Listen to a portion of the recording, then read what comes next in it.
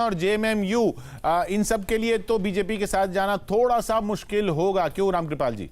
निश्चित रूप से क्योंकि एमसीसी और सीपीएम के साथ जाना तो बीजेपी के लिए भी मुश्किल हो सकता है। लेफ्ट जो है वो बीजेपी के साथ नहीं जाएगा, लेकिन लेफ्ट के बारे में भी जान लीजिए कि लेफ्ट इतना आसान नहीं होता है कि किसी को भी समर्थन दे देगा बिना सिद्धांत के। पार्टी को मर्ज कर दिया जाए। एमसीसी जो है मैं जानता हूं कि इतने नहीं, वो जो पाएंगे अल्ट्रा लेफ्ट है, वो दोनों को मान के चलिए कि दोनों के लिए कोई बहुत ज्यादा वो नहीं है। हाँ, अल्टीमेटली क्रूसियल आएगा तो बीजेपी के खिलाफ वो खड़े होंगे, नो डाउट। क्योंकि एक एक सीट जो है, एक एक सीट अहम है। उस एक एक जहां एक एक सीट अहम है, वहां अगर अल्ट्रा लेफ्ट या लेफ्ट को सीटें जा रही हैं तो वो बीजेपी के लिए थोड़ा मुश्किल हो सकता है। बिल्कुल हो सकता है। लेकिन जिस प्रकार का टैली आप दिखा रहे हैं और जो नतीजे आ रहे हैं, मुझे लगता है कि फिर रघुवर दास सीएम नहीं रह पाएंगे। क्यों आप कह रहे हैं कि बीजेपी पार्टी बीजेपी की सरकार रही तब भी रघुवर दास नहीं रह पाएंगे? आंसू तभी जाएंगे बीजेपी के साथ जब सीएम, क्योंकि रघुवर दास से उनके जो इक्वेशन है सही नहीं है, अर्जुन मुंडा से इक्वेशन सही है, इसलिए अर्जुन मुंडा को दिल्ली तलब भी किया गया अमित शाह से। देखिए, महाराष्ट्र के बाद अभी के कुछ सीटों के बारे ये मत सोचिए सरकार कैसे बनेगी, कौन होगा। आप मधु कौड़ा जिस गठबंधन की बात आप लोग कर रहे हो, पूर्व गठबंधन ही। अजय संजीव तिवारी जी, अगर ऐसी स्थिति आती है कि रघुवर दास को सीएम नहीं बनाना, किसी और को बनाना है, तो इस बार तो पार्टी मान जाएगी, इस बार तो सीएम पड़ेगी नहीं। देखिए, मुझे लग रहा है कि अगर क्लियर कट मेजोरिटी बीजेपी को आती है या मेजोरिटी के करीब आती है, तब तो सवाल ही नहीं है। तब तो सवाल नहीं पैदा होता कि ये पूरा चुनाव रघुवर दास जी के नेतृत्व में लड़ा गया। लेकिन जिस प्रकार के प्रेडिक्शंस किए जा रहे थे, आकलन लगाया जा रहा था और संभावनाएं व्यक्त की जा रही थी, उस हिसाब से तो देखा जाए रघुवर दास जी ने बहुत अच्छा परफॉर्मेंस दिया है। 15 सीटों पर नरेंद्र मोदी के नेतृत्व में लड़ा गया। नहीं रघुवर, नहीं देखिए रघुवर दास चेहरा थे वहां पे, कोई हैसियत हो या नहीं। अनुराग ये बताओ, ये अभी पोस्टल बैलेट ही है या ईवीएम खुल चुकी है? ईवीएम के नतीजे हैं, क्या कहा जाए? इस वक्त 8:26 हो रहा है। नहीं किशोर, ये सारे अभी पोस्टल बैलेट के ही रुझान आ रहे हैं। पहला राउंड जो है कंप्लीट होने में लगभग आधा घंटा लगता है और 8:30 बजे के बाद ईवीएम के रुझान आपको मिलने शुरू होंगे। अभी तक ये सिर्फ पोस्टल बैलेट के, और वो भी हमको जो जानकारी, हमने दोबारा से वो मैप देखा जब आपने वो बात कही, तो शहरी इलाकों से अभी तक ज्यादातर रुझान आ रहे हैं।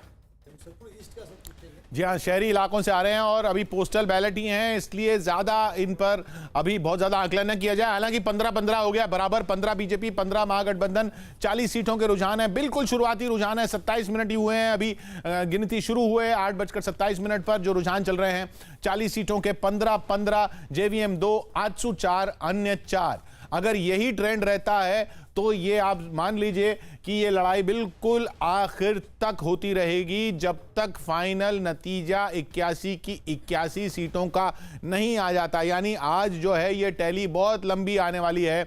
बगोदर से विनोद सिंह सीपीआईएमएल के आगे चल रहे हैं, गिरिडीह से बीजेपी के निर्भय शाहबादी आगे चल रहे हैं, डुमरी से जगन्नाथ महतो जेएमएम के आगे चल रहे हैं। एक एक सीट का रुझान आप देख रहे हैं। गोमिया से आजसू के लंबोदर महतो आगे चल रहे हैं और बेरमो से कांग्रेस के राजेंद्र सिंह आगे चल रहे हैं। एक एक सीट का जो रुझान आपके सामने आ रहा है। बोकारो से बिरंची नारायण बीजेपी के पीछे चल रहे हैं।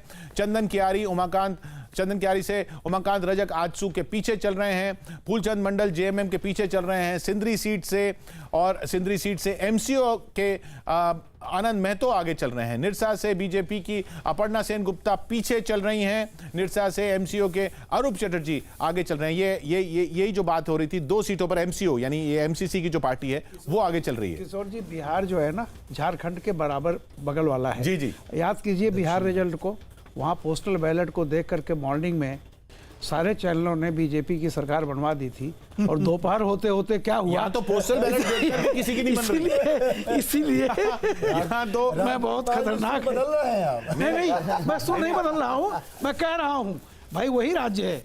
और अभी तक सिर्फ यहाँ तो पोस्टल बैलेट देख के भी किसी की नहीं बन रही, क्योंकि दोनों बराबर पे लगे हुए हैं। अभी तक जो रुझान आए हैं 40 सीटों के, उनमें 15 पर बीजेपी, 15 पर महागठबंधन, 2 पर जेवीएम, 4 पर आजसू, 4 पर अन्य। अब अगर इलाकों की बात करें तो 17 सीटों के रुझान आए हैं दक्षिण झारखंड से, जहां कांग्रेस 7 पर आगे चल रही, कांग्रेस गठबंधन 7 पर आगे है। उत्तर झारखंड में जरूर बीजेपी आगे है, 15 सीटों के रुझान आए हैं, 8 पर बीजेपी आगे है। उत्तर झारखंड यानी कि बिहार के आसपास के इलाके। ग्रामीण सीटों की अगर बात करें, वहां पर भी बराबर का मुकाबला चल रहा है। बड़े शहरों में 1 पर कांग्रेस, 1 पर बीजेपी। और छोटे शहरों की अगर बात करें तो जो कस्बाई इलाके हैं वहां पर कांग्रेस गठबंधन जो है वो ज्यादा आगे है, लेकिन फिर भी बीजेपी वहां टक्कर दे रही है। आदिवासी इलाकों में भी बीजेपी टक्कर दे रही है कांग्रेस गठबंधन को, क्योंकि बिल्कुल बराबर नक्सल प्रभावित इलाके देखिए अगर, तो बीजेपी 10 और 13 और 10 का मुकाबला चल रहा है।